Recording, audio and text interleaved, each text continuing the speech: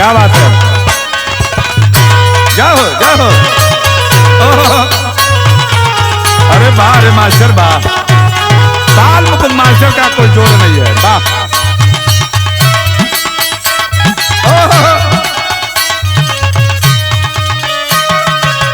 अरे जिया हो हीरा।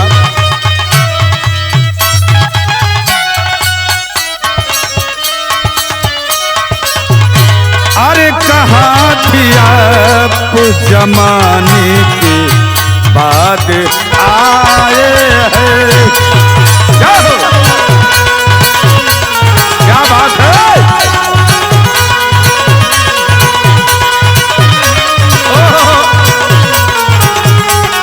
आवा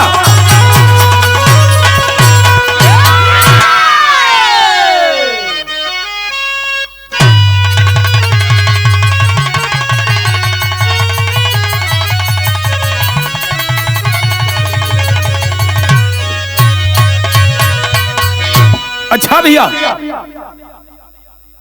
हम गायक कलाकार धनंजय यादव, जैसा कि आप जानते हैं हरिओम स्टूडियो हरिओम चैनल से लगातार हमारी गीतें आपके बीच में पहुंचती हैं। एक बिरहा हमारे आजमगढ़ के धरती से, जौने बिरहा का शीर्षक बा शेरे पूर्वांचल आजमगढ़ की शान और सम्मान, सांसद रमाकांत यादव का न्याय। छोटी सी कहानी प्रस्तुत है। कैसे मास्टर साहब?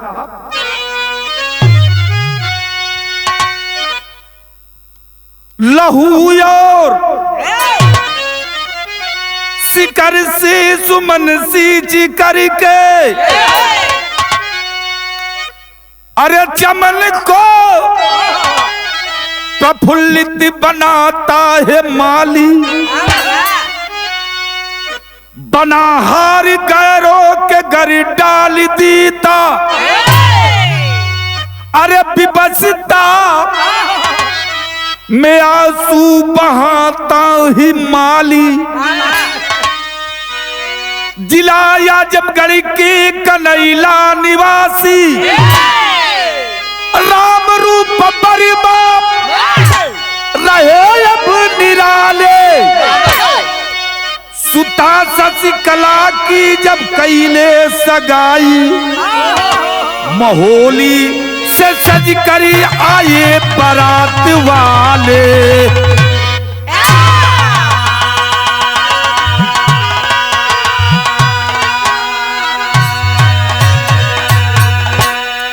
बिरहा का भूमिका से शुरुआत हो गई। ए भैया, जिला आजमगढ़ के कनैला गांव से एक राम रूप वर्मा जी, जो अपनी बिटिया की शादी, जिसका नाम बताया गया शशिकला वर्मा, महोली में जाकर के तय किया। समय अनुसार तय तिथि पर बारात राजेश भाई चलल है कनैला गांव के।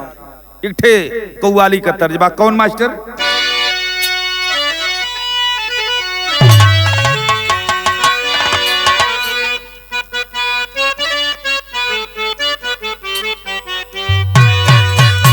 उहे कव्वाली के तर्जबा जौन हमरे बाल मुकुंद मास्टर संकेत के लिए।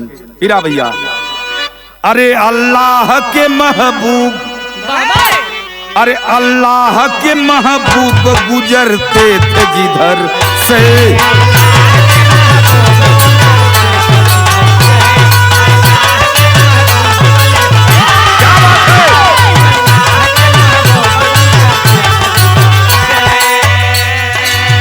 बिरहा में कितना बढ़िया भाव लगल, गौर करेंगे। क्या नाम है? लालच में ये इंसान है ईमान बेचता,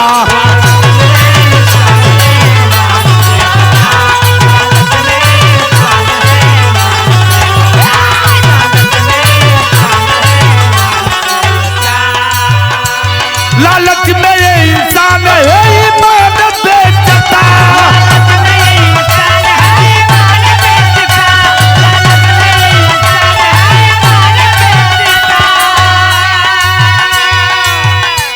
लालच में ये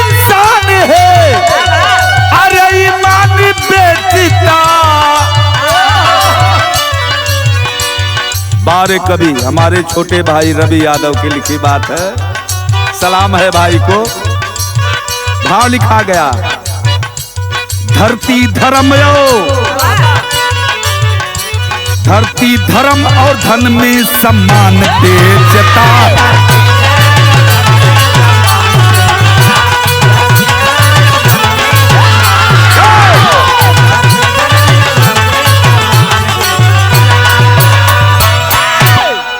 ए भैया, राम रूप वर्मा जी अपने बिटिया का शादी महोली से सज के बारात आइल बा। शादी बड़े प्रेम से संपन्न भइल भैया। बारात का जब विदाई होके लगल, उस शशिकला का विदाई होत बा, वही समय विरह का शुरुआत भइल। कैसे बाबू? भाव लगल कैसे? माँ रोती सखी सिमट करी, दिल गम के बादल छाए, ससुराल मिले सुख इतना, नैहर की याद नहीं आए।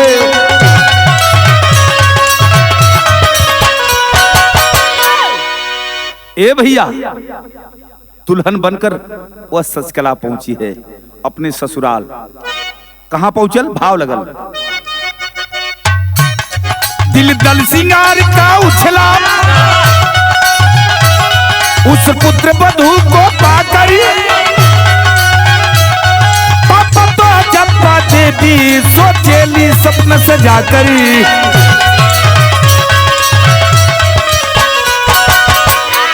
बारे भैया, सारा सपना सजा करके वह शशिकला अपने ससुराल को पहुंची। और जब ससुराल के पहुंचल, दल सिंगार वर्मा जी वह भी बड़ा खुश हैं, उनकी पत्नी चंपा देवी वह भी बड़ा खुश है, सारे परिवार के लोग खुश हुए। और जब खुश हुआ, धीरे धीरे एक लड़का पैदा भल शशिकला के। कुछ दिन का दिन और बीतल बा।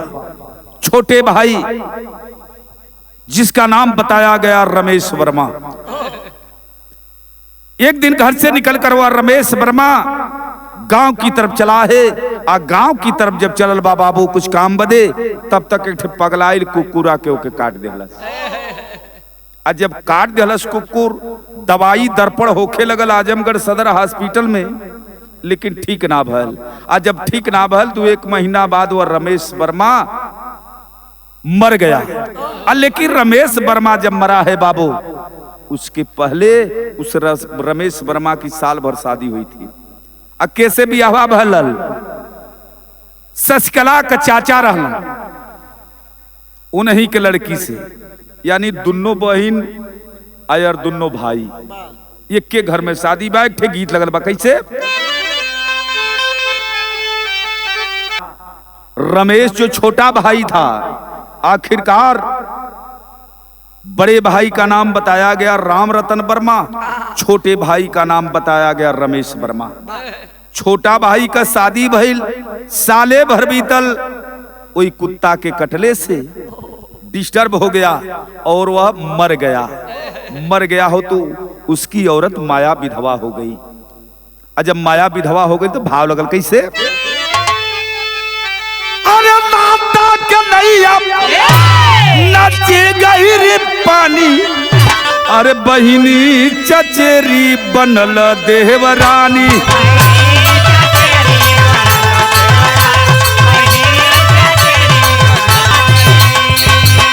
ए भैया, कुछ दिन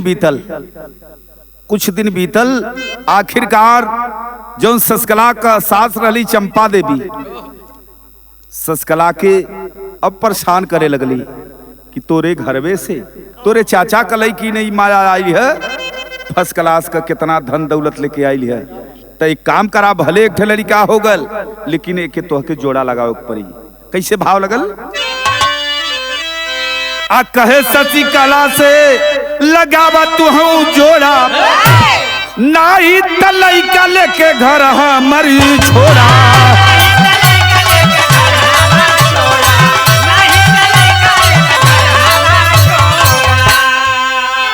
अरे बेटी कंगाल के न लागी मटानी बहिनी चचेरी बनल देवरानी।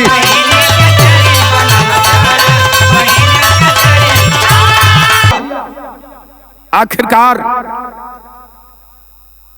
सास जब ताना मारे लगली शशिकला के, बड़े परिवार की बड़ी बहू राम रतन वर्मा की औरत, एक छोटे का 7-8 वर्ष का लड़का बा। ए बाबू कलश की अम्मा हमर बाबू तनी गरीब हुआ, हमरे चाचा का लड़की जो माया बा एक बाप कमालन, तो सब कुछ लेके आये, हम तो गरीब है, हमार बाबू उतना ना दे पई हैं। देखे बाबू टेरी की लाइन में भाव दे पलटन बढ़ जा मास्टर।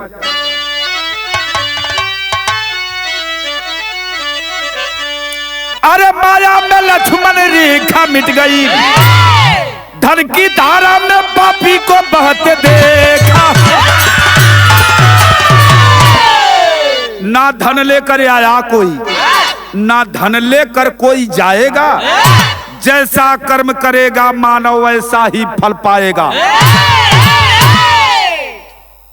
खाली हाथ आयल हुआ, खाली हाथ जाए के जाई का लइका दुर्विजय बा, इ त मान ला गोदना गोदौले कर साथे चलियो जाई। हमरे मामा हुआ, इनके बड़ा समझाई ना, बेचारे मानत ना हुआ। आखिरकार समय व्यतीत हुआ, राम रतन वर्मा का छोटा भाई रमेश सोना चांदी का दुकान बा बाबू गांवपुरा में, अपन तगादा फगादा में जाए के पड़ेला। रमेश कहल बा तगादा में, अचानक देखे पागल कुत्ता काट देहलस, दवाई भइल ना बचल, मरी गल। और जब मर गल तो अब माया यानी शशिकला की छोटी बहन माया विधवा हो गई। पति की लाश दरवाजे पर है, रो रही है, रोत बा, एक बात कहत बा। कौन गीत बा मास्टर? क्या बात है?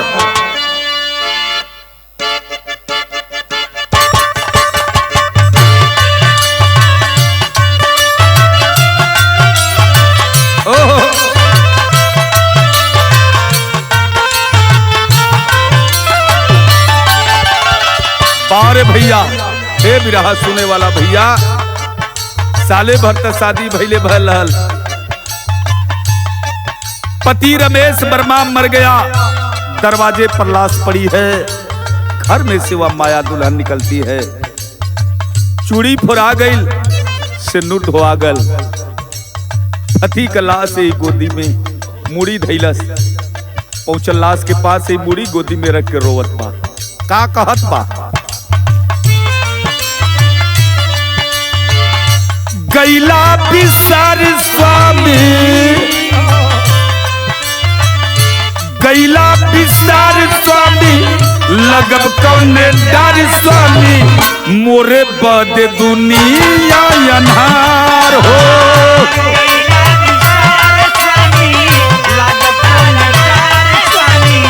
मोरे बद दुनिया अन्हार हो।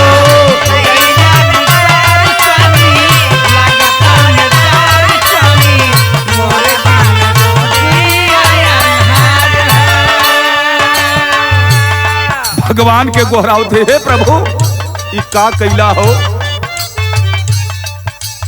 रो रही है वो दुल्हन, भगवान को कोस रही है कि कहां जाई। का कहत बा? बिधना देखई बाका,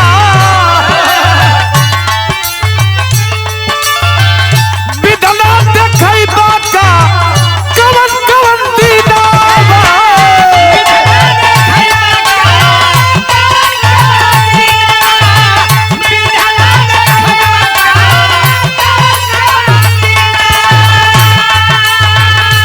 प्रभु। अब त हाथ के में हदी ना छूटल हो, अब को दिन हम देखब। निरमही निकले ना कहे परनवा, धोला सिंगार स्वामी, केहू ना हमारी स्वामी, मोरे बदे दुनिया अन्हार हो।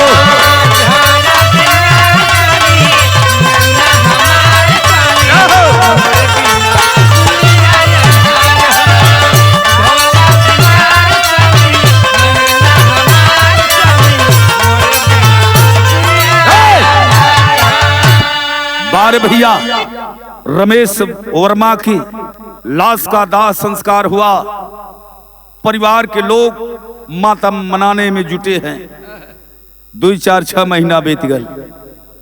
इधर मायके के लोग माया वर्मा के पिताजी सोच रहे हैं कि आखिरकार मेरी बेटी की दुनिया उजड़ गई, अभी कितनी उम्र है, क्या करूं, सोच रहे हैं। तब तक वो माया वर्मा का भसुर अलजौने का नाम रहल राम रतन वर्मा सांझी का आयल। अजब माया देखें क्या रिश्ता है, यह हिंदुस्तान है, यह भारत है।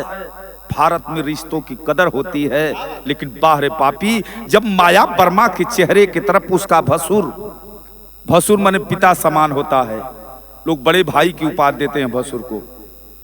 वो भसुरा राम रतन जब अपने भया हुआ माया के देखलत तब अपने मन में सोचे लगल, का सोचल, गीत का लाइन लगल मास्टर, हमरे स्वर्गीय रक्षा यादव वाली गीत हमरे बाबूजी वाली है। कैसे?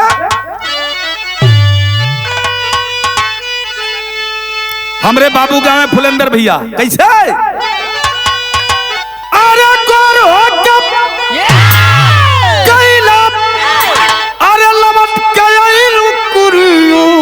करिया पिया छोड़ी दा, अरे चली जावा कोई लड़िया न करिया पिया।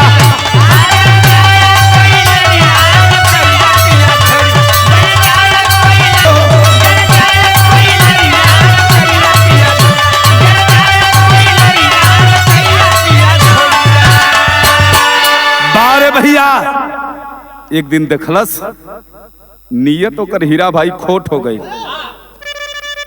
कलस अरे यार इता हमरे भाईवा का मेहरुआ हमारी मेहरुआ से चकचक लगत है। और राम रतन वर्मा सोचत बा, का सोचत बा मास्टर, तोहरे कजरवा के अरे मचल भवरू बहुरवा तनी खियाई दो, अरे देखावा जनी नखरवा बहुरवा तनी खियाई दो।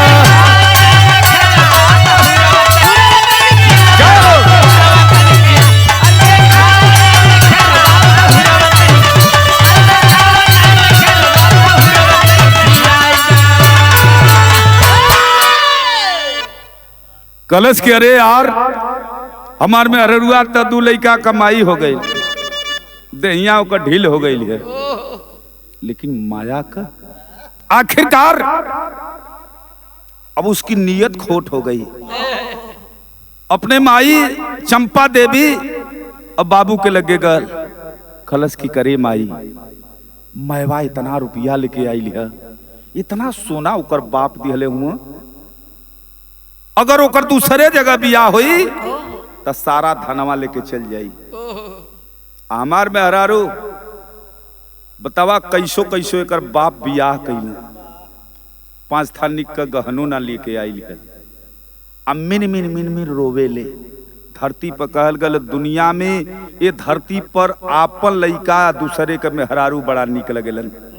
अब ही नु माया छोटे भाई की औरत विपत का मारा लिया, तो माई चंपा देवी कहली तो खोई का, कलश की पागल है, बहुत दुनिया में लोग इसे हम शादी कैले।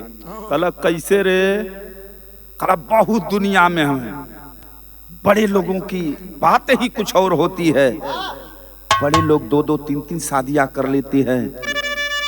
का कहती धनमा लेके जाई आ कहती तो रह जाते जो। कल कैसे, कलश के ऐसा न सचकला बटले बा, हमार में हररुआ बटले बा, हमरिए तरे इहो रह जात। माई कलश अरे पगलाई का कहत हो, कल बुरबक के धनमा लेके चल जाई तब ठीक है। माई या बाबू राजी हो गईलन। बिरहा आगे बढ़ल कैसे, माई या बाबू के कैले हलस राजी, औसरी तक गौवा में पहुंचल बाबा जी।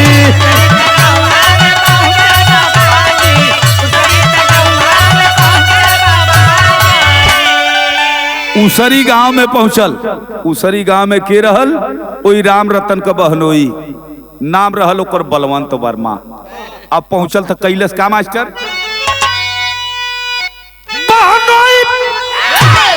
बलवंत के अरे बोला बजरवा बहुरवा तन सिखाई दा देखावा जिंदा खराबा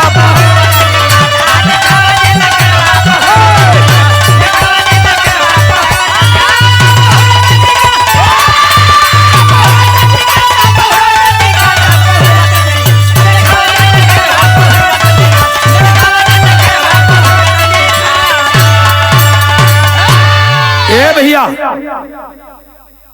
ओकर बहनोई रहल बलवंत वर्मा कलश की जीजा बलवंत कलश के हाँ कहा कैसे कल अरे यार आयल धन चल जाई तो ठीक काम ना बा कल तो करे का हुई कल कौनो जुगाड़ लगावा बलवंत वर्मा और राम रतन वर्मा आजमगढ़ पहुंचे भाव लगल पहपट का कैसे बाबू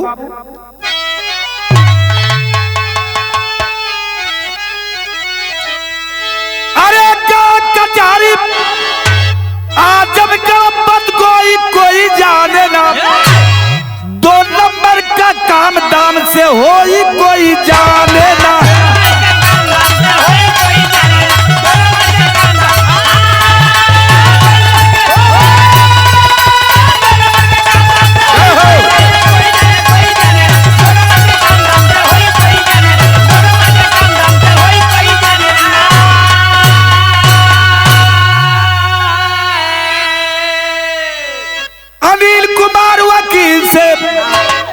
तब बात दोनों फरमाए हो अनिल राय वकील बड़े सम्मानित विचारे आजमगढ़ के वकील हैं जा करके राम रतन और बलवंत जी जवा कल सकी वकील साहब मुंह मांगा पैसा दिया एक काम करे के पड़ी कल कवन कल ऐसा ऐसा बात या हमरे छोटे भाई की औरत है किसी तरह उससे और हमारा कोर्ट मैरिज हो जाए अनिल राय कल भाई हमरे बस कतना बात चला एक वकील के लगे लेके चलती लगे लेके गलन आज सीनियर वकील भगवान जी से अनिल राय मिलवाए हो उनसे बड़ा वकील भगवान राय से ले जाकर के अनिल राय मिलवा दिए और जब अनिल राय मिलवाए बताए भगवान राय से जो बड़े वकील थे कि साहब देखिए केस है एक अच्छा पैसा मिलेगा भगवान राय कहते हैं क्या अरे बोले वकील साहब बात सजोई कोई जाने ना अरे बिना राजी का ऐसा काम ना होई कोई जाने ना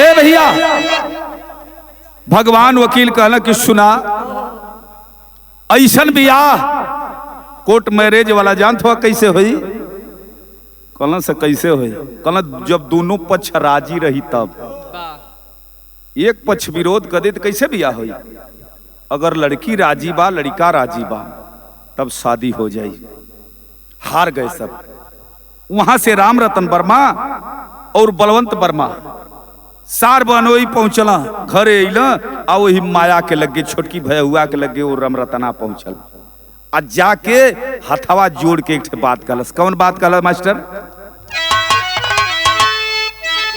अरे शादी के प्रस्ताव कैले माया से रजऊ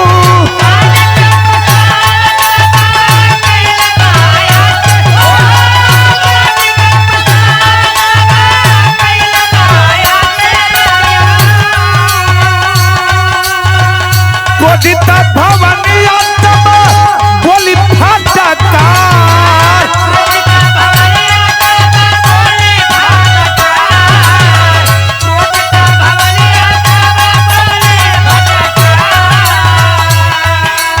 पहुंचे सब परिवार का लोग माई बाप के तो पहले ही मना ले रहल, बहनोइयों के लेके पहुंचल अपनियो माया के कोठरी में बोलौना सर। ये माया, अरे मुझे भी दुख है, मेरा भाई था, चंपा देवी कली मेरे बेटा था, सब अपना पर रिश्ता कहत बा। बलवंता बहनोइया कलश की हमार सार छोट रहल, दुलार प्यार रहल उसे। माया कहलत हमसे चाहत का हुआ लो, कलश की तब उ राम रतन वर्मा कहलस, ए माया आखिरकार तोर कहीं बियाह होइबे न करी। तब माया कहलस की बियाह हम यही तेरी जिंदगी गुजारब उनकी याद में, बारे भारत की नारी। लेकिन शादी का प्रस्ताव जब कहला से कहीं न बियाह होइबे करी, तब वो माया कहलस का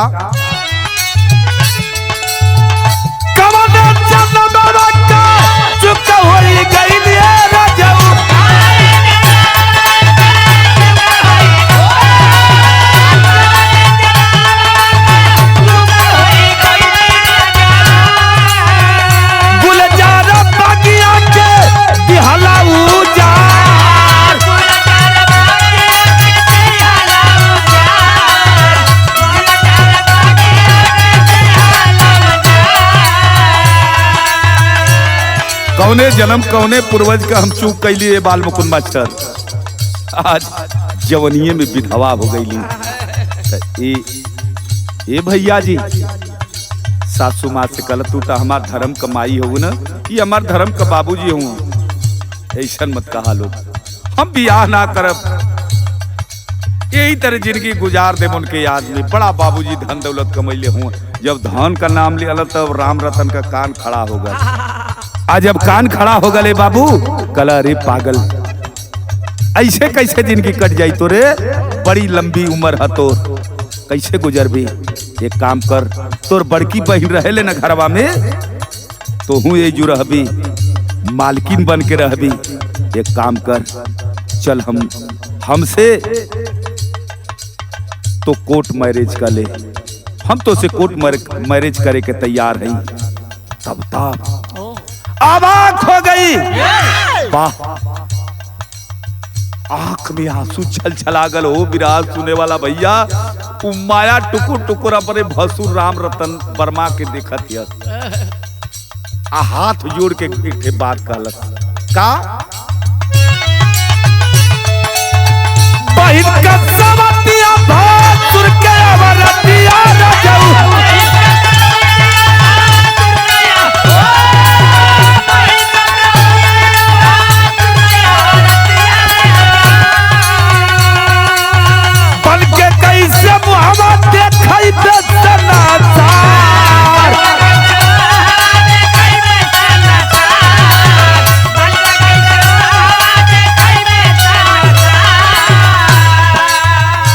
भैया। आप तो हमार धर्म का भैया हुआ ना, भसुर का मतलब बड़ भाई होला, अब बड़ भाई का मतलब बाप समान होला। तू तो हमार गार्जियन है ना, आप ऐसा जबान मत कही। कैसे अपने बहन का हम सवत बनब, अपने भसुर का औरत बनब। कलश पागल हो, जिंदगी इस तरह नहीं कट पाएगी तुम्हारी। आई ई बतिया अड़वा से शशिकला ओकर बहिनिया बड़की सुनत रहल।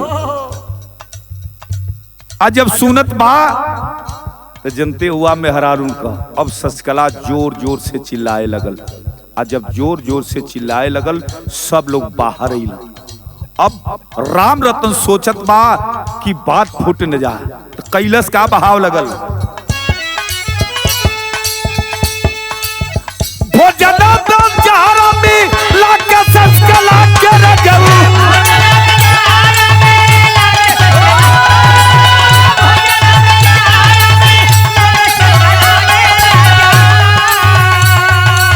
राम रतन पपिया हले बाबा,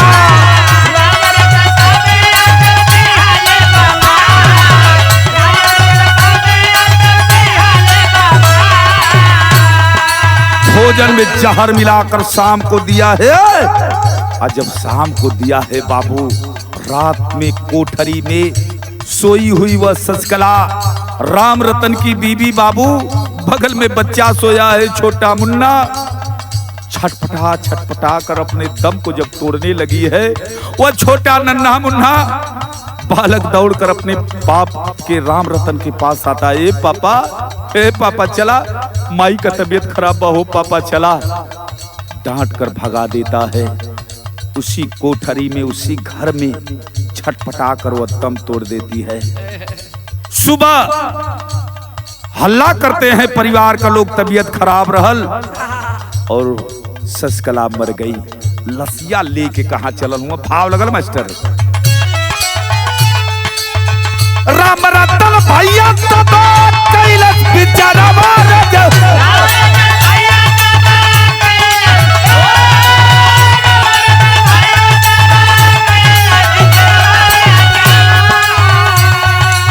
लसिया जलाए तब जाके औरी हार।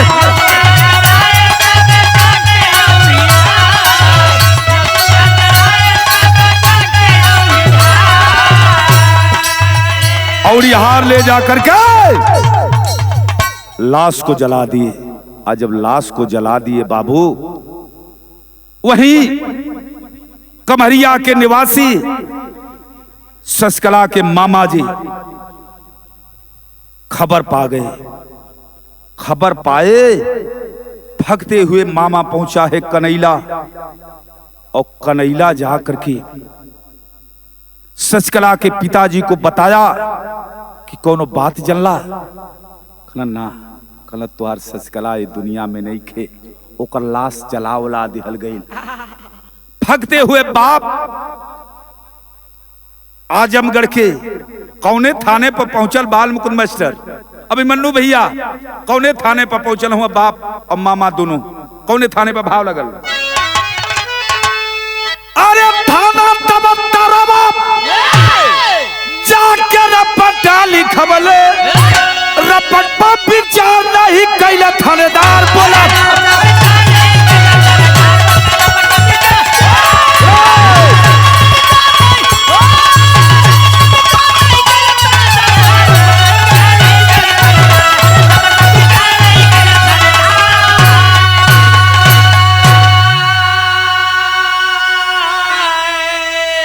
मामा और शशिकला के बाबूजी भगे हुए पहुंचे अपने थाने के अंतर्गत, जो बताया गया तरवा थाना में।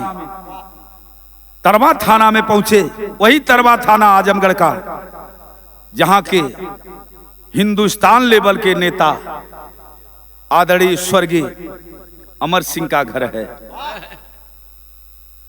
दरोगा पहले ही पैसा ले लिया था, रपट लिखने से इनकार कर दिया। और जब इनकार किया है तो अब बूढ़ा बाप और वह बूढ़ा मामा शशिकला का कहां पहुंचलन।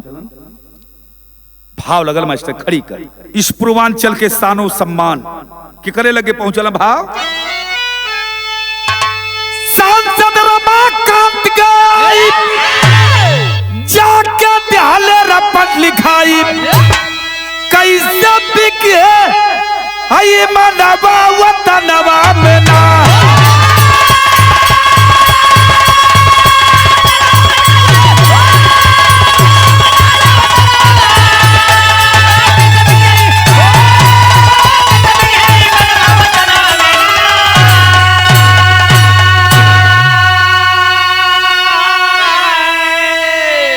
हमारे पूर्वांचल के शानो सम्मान, जिनको पूर्वांचल का गांधी कहा जाता है, शेरे पूर्वांचल, शानदार पूर्व सांसद वर्तमान विधायक आदरणीय रमाकांत यादव जी के पास पहुंचे। जाके हाथ जोड़कर जब बेटी वाला बाप अपनी व्यथा को सुनाया है, बारे सांसद रमाकांत यादव जी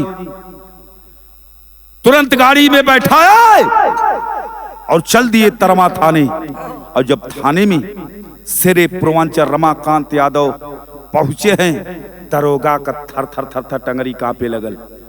तुरंत रपट लिखा, और रपट लिखा सांसद रमाकांत यादव कहे कि सुन लो, 24 घंटे के अंदर अपराधी जेल में होने चाहिए, या तुमसे कहकर जा रहा हूं। और 24 घंटा के कहो मास्टर, 7-8 घंटा के अंदर भयल का भयल भाव लग। लालगंज कार्यालय के सीओ कार किए बुनियादी,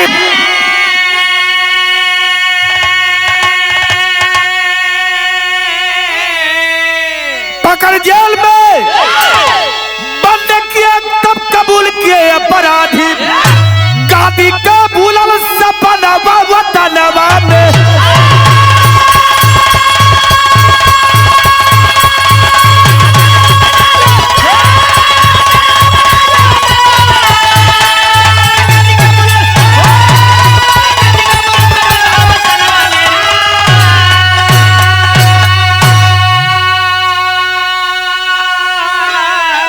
यह है आजमगढ़ की धरती।